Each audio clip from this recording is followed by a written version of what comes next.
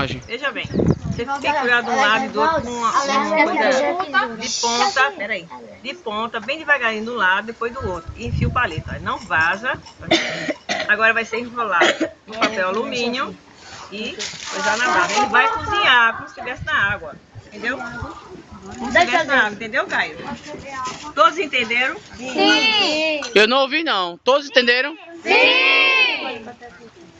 Chefe, deixa eu fazer esse. Aqui, enrolado. Não pode sentar não. Não pode sentar. Enrolado aqui. Levanta, Lucas. Não, não pode ficar sentado não. Vamos lá. Só fica aí os que estão com o Alex, os outros voltam. Vai, chefe, vai fazer. Vai ser uma menina agora. Cadê Tem um Débora? palito, chefe. Vai fazer outro, chefe. Isso aqui foi Débora, agora é você. Aqui, ó. Vai pra brasa. Hoje, dia 21 de maio de 2016, aqui no 5º grupo Aí, ó. de escoteiros do ar de Pernambuco, Brigadeiro Eduardo Gomes. Ovo de Páscoa.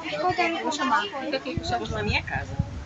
O solteiro não comprou nada. Ô! Vocês dois pra aqui. Aqui comigo. Já Saem de perto da fogueira. aqui. Aquele pão já tá bom. Diogo. Ô, chefe, hoje tá queimando. Chefe, bota queimando. Cadê Alex? Vamos fazer outro. Cadê Débora? Você não falando. Quem gira é essa? Velho? Que negócio é esse, velho? Que gira é essa? Agora é você, Débora. Cadê a tesoura, Débora? Chefe, essa menina aí, olha. Eu tô fogo. Vai esse negócio preto. Aí tá. Ana, levanta esse chapéu, Ana. O pão já está quase pronto. Alguns já estão prontos já. Saiam de cima, saiam de cima. Perto de quem come, longe de quem trabalha. Bora.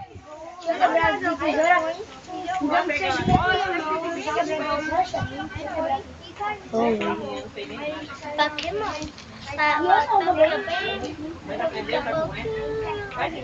Saiam daí de perto. Nessas palhas aí tá o pão mateiro.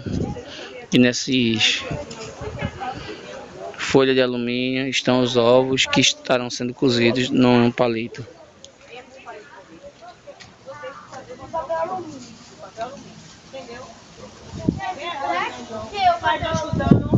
Hoje, por que tá todo mundo sentado? Bora lá, Lobinho. Levanta, levanta, levanta, bora.